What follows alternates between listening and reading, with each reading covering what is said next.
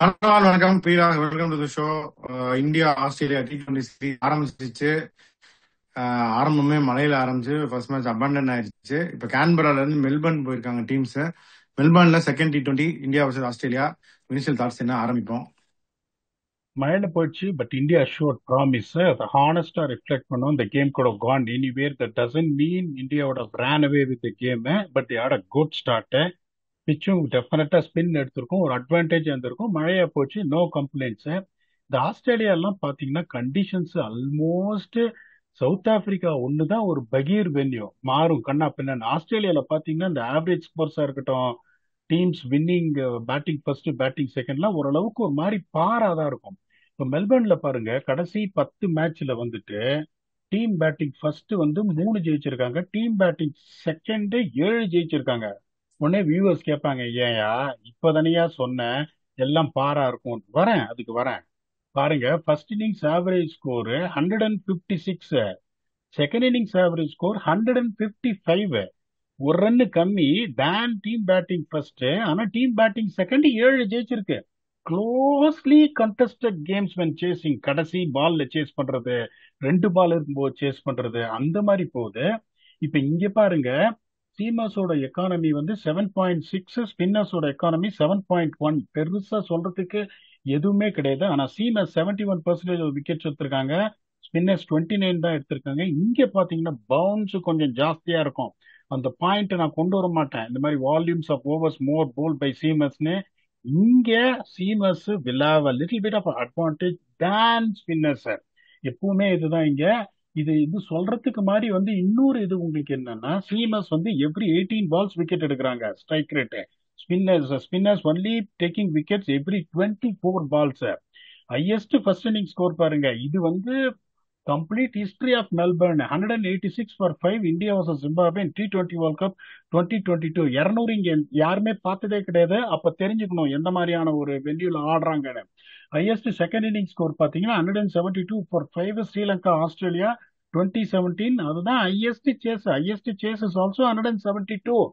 அப்படிங்கும்போது இப்ப நீங்க வந்து ரிசல்ட்டை பார்த்துட்டு ஓகே நான் 7 மேட்ச் செகண்ட் ஆடி ஜெயிச்சிருக்கேன்னு சொல்லிட்டு பிளைண்டா சேஸ் பண்ணக்கூடாது. என்ன கேட்டீங்கன்னா, if India win the toss, even though the results say that 7 times team batting second have won in the last 10 games, if India win the toss, India has to bat first. இந்த ஆஸ்திரேலியால ஒன்னே ஒண்ணு தெரிஞ்சுக்கோங்க, square boundaries எல்லாம் பெருசா இருக்கும், lightning ஃபாஸ்டா இருக்கவே இருக்காது, அவுட் ஃபீல்டு கொஞ்சம் ரஷ்ஷா தான் இருக்கும், இந்த பஞ்சு மாதிரி இருக்கும் கிரவுண்டு. 175 to 180 நீங்க பேட்டிங் ஃபர்ஸ்ட் எடுத்து அச்சீவ் பண்ணீங்கன்னா you got a massive chance of winning.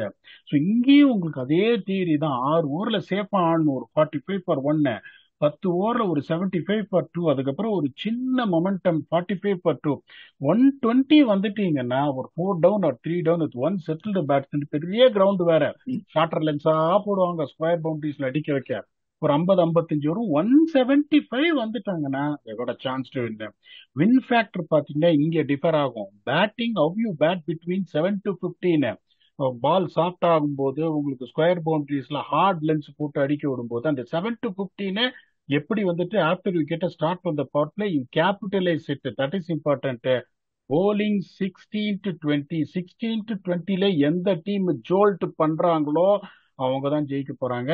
இப்ப இந்தியா பொறுத்த வரைக்கும் இப்ப இந்த கண்டிஷன்ஸ் நான் சொல்லிட்டேன், நான் பிளேயிங் லெவனை சொல்றேன், அதை நீங்க வந்து ஒத்துக்கிறீங்களா இல்லையா போன மேட்சே அப்படின்னு. கேட்டேன் இப்படிதான் போவாங்களா அப்படின்னு. அதுதான் இப்ப இந்த மேட்ச் என்ன பண்ணுவாங்க, இந்த மாதிரி போக மாட்டாங்க. I have a strong feeling one spinner will warm the bench for Harshdeep சிங்னு நான் வந்து இந்த கண்டிஷன்ஸை பார்த்துட்டு சொல்றேன். So Indian playing eleven according to me will be Abhishek Sharma, Shubman Gill, Tilak Varma, Suryakumar Yadav, Sanju Samson, Shivam Dube, Axar Patel, Harshit Rana, Harshdeep Singh, Jasprit Bumrah and Varun CV அப்படின்னு நான் சொல்றேன்.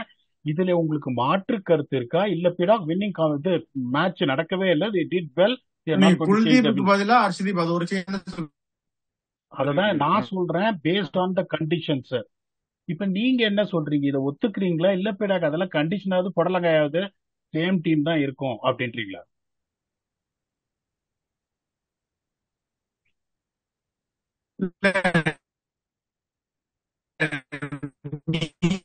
சொல்ற டீம் அதான் நீங்க சொன்னீங்கன்னா I think that should be the ideal தான் இருக்க முடியும் நான் நினைக்கிறேன். அதே டீமோடையும் போகலாம் அப்படின்னு தான். ஏன்னா Nitish Reddy rule out of first 3 matches பீடா, ஸோ அவர் கண்டென்ஷன்லேயே கிடையாது. ஸோ அவங்க சேம் டீம்ல போறதுக்கும் வாய்ப்பு கிடைக்கும்னு நான் நினைக்கிறேன். அது இந்த மேட்சானு எனக்கு தெரியாது. பட் ஹர்ஷதீப் ஆடுவாரான்னு எனக்கு தெரியல பீடா. பட் நீங்க யூ ஹேவ் யுவர் ரீசன், நீங்க படிச்சிருப்பீங்க, போகலாம். பட் அவங்க சேம் டீமோடையும் போகலாம்னு நான் நினைக்கிறேன். பாப்போம் என்ன ஆகுதுன்னு. இல்ல, I'm not saying that it won't be a bad idea நீங்க சொல்ற மாதிரி சேம் டீமோட போறதுக்கு. Because Kuldeep is a match winner and any surface T20 என்ன பொறுத்த வரைக்கும்ன்றதுனால உங்க சேம் டீமோட போனாலும் அது வந்து தப்பு இல்லைன்னு நான் சொல்லுவேன். But seeing the conditions, the kind of fast bounce Melbourne normally generates, I would be tempted to add a seamer, particularly Nitish Reddy not there, and what kind of impact Shivam Dube can create as a third fast bowler in a pitch like this ன்றதுனால நான் சொல்றேன். But they feel that is a blueprint I'm going to go na. There is nothing to be debated. Sometimes நீங்க என்ன பண்ணணும், chance கொடுக்கணும், chance கொடுத்து பார்க்கணும். நான் இதுதான் சொல்றேன். You also come up with your suggestion.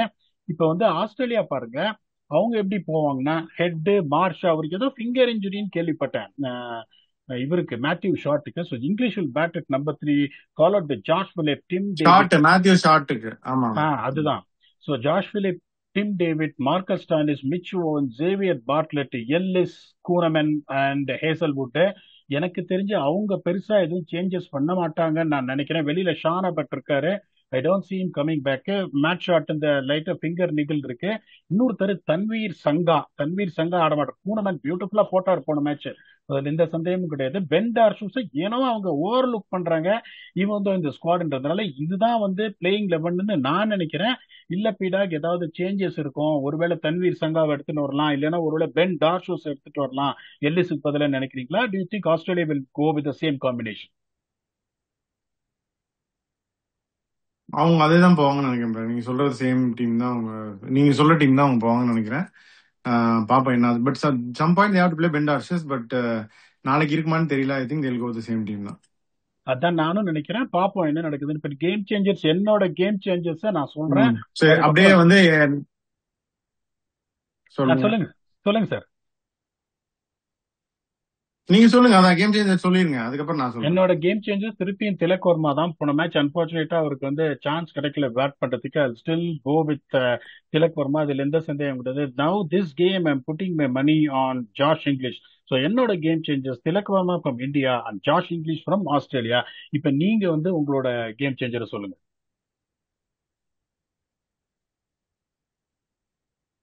எனக்கு வந்து அதான் சூரியகுமார் யாதவ், வேற சூரியகுமார் யாதவ் மாதிரி தெரிஞ்சாரு. பால் நல்லா பேட்டுக்கு வர வர நல்லா அடிச்சிட்டு இருந்தாரு. He was in good form. So Suryakumar யாதவே நான் திரும்பி சொல்றேன்.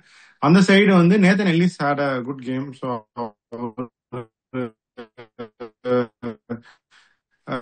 ஒரு கேம் சேஞ்சரா இருப்பாரு அப்படின்னு எனக்கு அந்த ஒரு இது கமின்ஸ் இல்லாத ஒரு இதுல வந்து அவரும் இல்லைன்னு அப்போ ரிட்டையர் ஆயிட்டாரு. So Ellis stepping up to be இந்த ஒரு சீனியர் பவுலர் மாதிரி, அண்ட் இஸ் குட் இனஃப். அதனால Ellis to have good game அப்படின்னு நான் நினைக்கிறேன் அப்படின்னா. So Ellis and Suryakumar Yadav, பாப்போம் என்ன ஆகுதுன்னு. ஸோ கண்டிஷன்ஸ் காம்பினேஷன்ஸ்லாம் சொல்லிட்டீங்க, கேம் சேஞ்சஸ் பத்தி டிஸ்கஸ் பண்ணிட்டோம். இந்த மேட்சை பத்தி உங்க ஃபைனல் தாட்ஸ் என்ன? அதுக்கு முன்னாடி இப்ப அந்த இது சொல்லிட்டேன் என்னன்னு, 7 to 15 மிடில் ஓவர்ஸ் பேட்டிங்கு, அதுக்கப்புறம் லாஸ்ட் 5 overs ஆஃப் bowling சொல்லிட்டேன். India has got Bumrah. India whether they are going to add Arshdeep Singh, I don't know. 7 to 15 ஆஸ்திரேலியாவுக்கும் equal power இருக்கு. லாஸ்ட் டைம் எட்ஜி இந்தியா கொடுத்தேன். இந்த டைம் இந்த ரெண்டு win ஃபேக்டரை பார்க்கும் போது I somehow feel, because we are all here about to talk about honesty and what we feel based on the conditions, என்னோட எட்ஜி இந்த தடவை slightly in favour of Australia 52-48ன்றேன். இல்ல பீடாக், நான் வந்து ஒரே காலில் தான் நிக்கிறேன். இந்தியா வில் கோ 1-0 அப்ன்றீங்களா, இல்லைன்னா Australia is going to go 1-0 அப்ன்றீங்களா? நீங்க இதை சொல்லுங்க, then I will go with my final thoughts.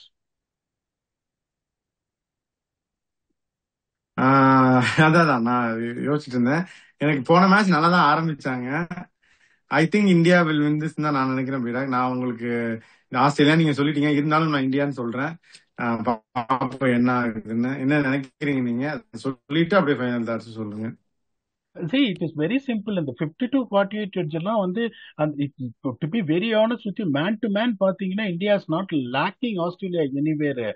India's spin dominated attack, they've been winning games with a spin choke in the middle oversன்றதுனால இந்த பிச்சில் it is going to be true hard bounce.